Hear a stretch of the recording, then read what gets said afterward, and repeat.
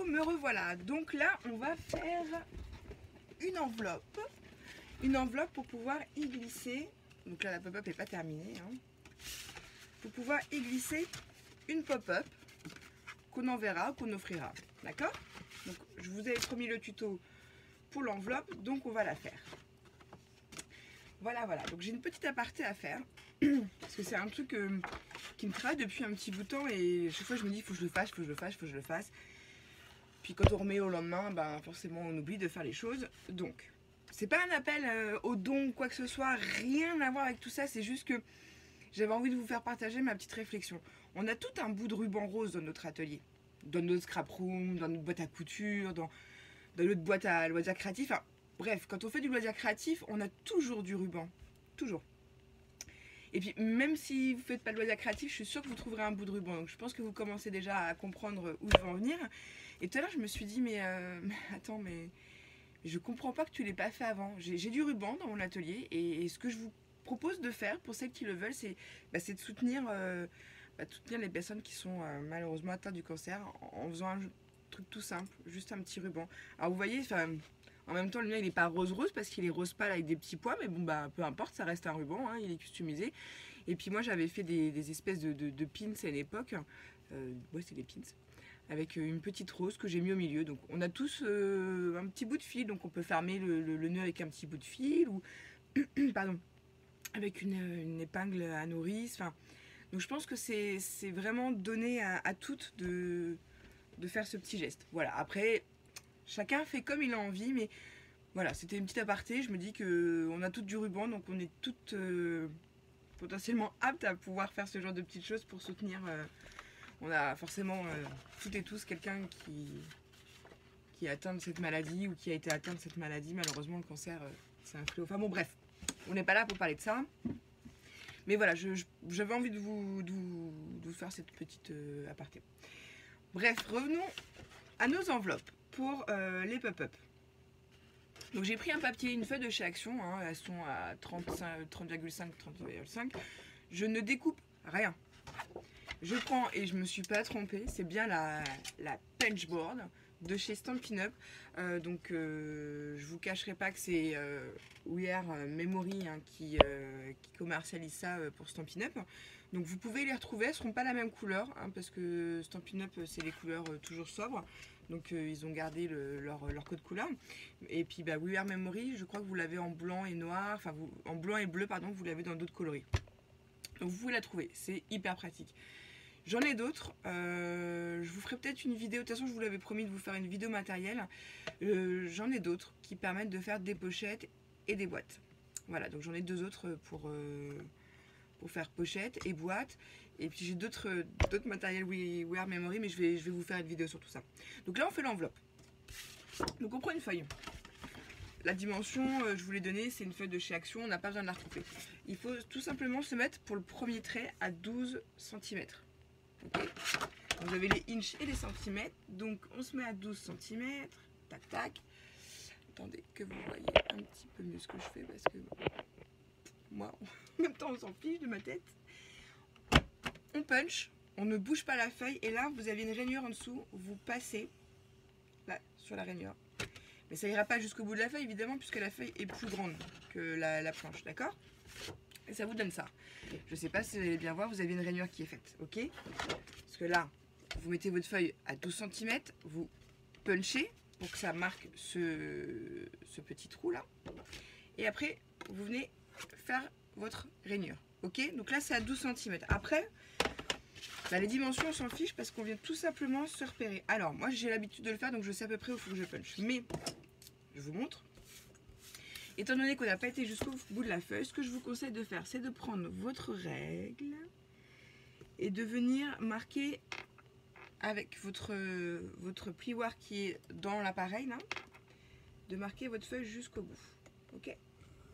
C'est la seule manip que vous aurez à faire manuellement. Pour être sûr d'être bien droite.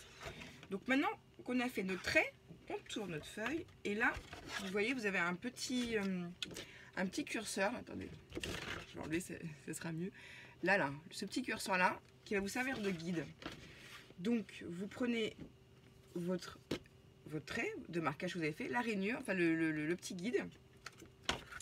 On se met bien dessus et pareil, on punch et on redessine. D'accord? Donc vous voyez bien que tac, tac, là et là.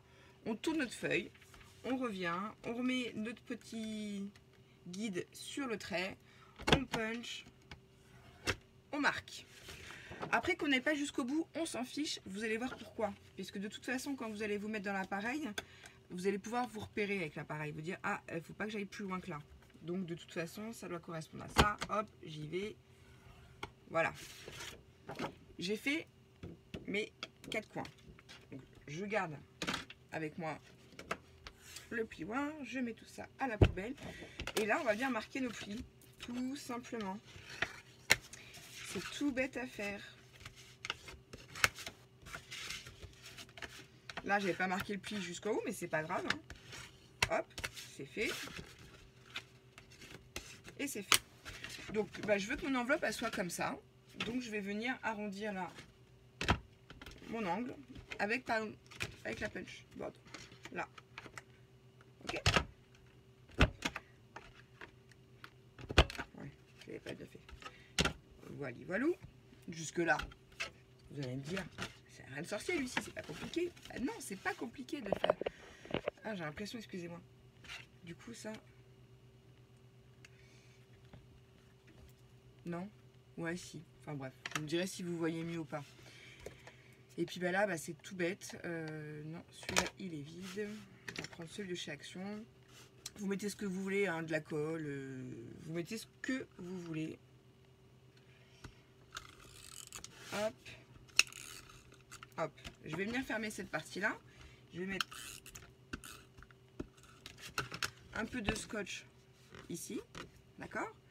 Et un peu de scotch ici, parce que quand je vais fermer, je veux que ça aussi, cette partie-là soit collée. 1, 2, 3, je mets 3 bandes et hop, je referme. Ensuite, là, vous pouvez utiliser votre double face de chez Action. C'est pas un souci. Et ce que je fais, moi, c'est que je mets un petit bout, sauf si je l'envoie par courrier. Mais alors, attendez, je vous montre déjà ça. Vous mettez un petit bout de double face là, comme ça, hop, vous fermez l'enveloppe. Moi, quand j'envoie par courrier, déjà, je remets du washi là, je trouve ça plus sympa. Et généralement, je mets un fond blanc là pour marquer l'adresse. D'accord? Et vous voyez que... Ah, j'ai des chats dans la gorge. Vous mettez, hop, vous refermez. Et voilà, vous avez une enveloppe pour votre carte pop-up. Donc, bien sûr, hein, je ne vais pas mettre cette pop-up là avec ce papier là. Bien évidemment, vous en doutez très bien, j'essaye en général d'assortir. Mais étant donné que c'est pas que ça c'est les papiers de chez Kizzy Art et que ceux-là sont chez Action, forcément c'est pas ça va pas donner les mêmes résultats. Mais bon, je préfère prendre du papier de chez Action pour faire des enveloppes que du papier de chez Kizzy Art qui coûte beaucoup plus cher. Donc voilà, donc c'était le tuto pour les enveloppes. Je vous referai des tutos si vous voulez avec cet appareil là. Mais je pense que vous devez trouver des choses intéressantes sur YouTube. C'est vraiment un appareil sympa. Moi j'en ai 2 comme ça. Parce que quand je fais des ateliers avec des enfants ou même des adultes, je trouve ça sympa d'en avoir une deuxième. Et puis je l'avais acheté en promotion, donc je l'avais vraiment pas eu très cher. Donc c'est vraiment super. Stampin' Up, je vous le dis encore une fois, ils font du très bon matériel. Donc ça vient de chez Stampin' Up, mais c'est We Are Memory qui les fabrique, qui les commercialise à Stampin' Up. Donc vous pouvez, si vous n'avez pas de démonstratrice en Stampin' Up, vous pouvez passer par We Are Memory, vous les trouverez sur internet. Et puis elles sont d'autres couleurs. Je crois même que j'en ai vu en rose, je crois.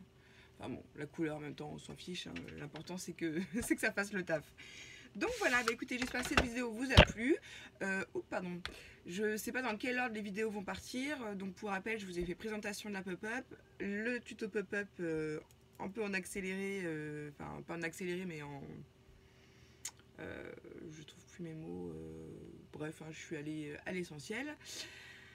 Et le tuto de l'enveloppe. Donc j'espère que tout sera dans le bon ordre. Mystère et boule de gomme, on verra bien. Donc voilà, donc je vous embrasse, je vous fais des gros bisous. Et puis n'oubliez pas, si vous avez un petit bout de ruban, c'est un petit geste tout simple. Ça vous coûtera, allez, 2 secondes de votre temps. Et puis ça fera plaisir à ceux qui le verront. Voilà. Je vous embrasse, je vous dis à bientôt et surtout, scrapez bien. Bye bye.